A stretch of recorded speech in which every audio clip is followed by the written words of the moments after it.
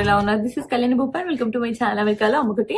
So title చెప్పినట్టు మా ఇంట్లో సత్యనారాయణ వ్రతం 2 years తర్వాత మా ఇంట్లో చేసుకుంటున్నాం. మా ఇల్లు తీసుకున్నప్పటి నుండి ఎవ్రీ ఇయర్ సత్యనారాయణ వ్రతం చేసుకున్నాము. ఇదే టైంలో చేసుకున్నాం. ఇది నవంబర్ లో చెప్పాలంటే 20 November 20.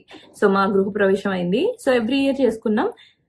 ప్రెగ్నెన్సీలో చేసుకోవద్దని లాస్ట్ బట్ 1 year చేసుకోవాలి. లాస్ట్ ఇయర్ ఇండియాకి వెళ్ళినాము. అక్కడ చెల్లి పెళ్ళైనాక మా అమ్మ వాళ్ళతో కలిసి సత్యనారాయణ వ్రతం చేసుకున్నాం. సో మళ్ళీ ఈ ఇయర్ మా ఇంట్లో చేసుకుంటున్నాం మా కష్టమతోని.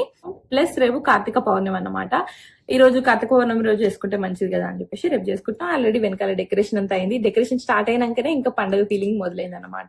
దానికి కావాల్సిన గ్రాసరీస్ అవన్నీ మొన్ననే వెళ్ళి కాస్కోలో తెచ్చినాం. ఇవాళ పూజా సామాగ్రికి కావాల్సినవి అండ్ ఇండియన్ గ్రాసరీలో తేవాల్సిన వెళ్ళి తెచ్చినాం.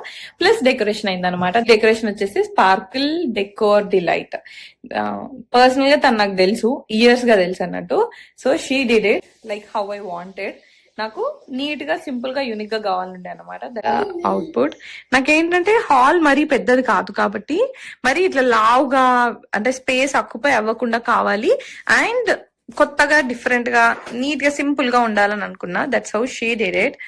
అండ్ ఇంట్లో కూడా అక్కడక్కడ ఇలా టచ్అప్స్ కావాలి అని చెప్పేసి చెప్పుండనమాట లైక్ దాట్. న్యూజెర్సీలో మరీ ఎక్కువ మంచిగా డెకరేషన్ చేసేవాళ్ళు అలాంటి పేజెస్ లేవనిపిస్తుంది. నేను ఏదో దేనికో ఒక దానికోసం చూసానమాట.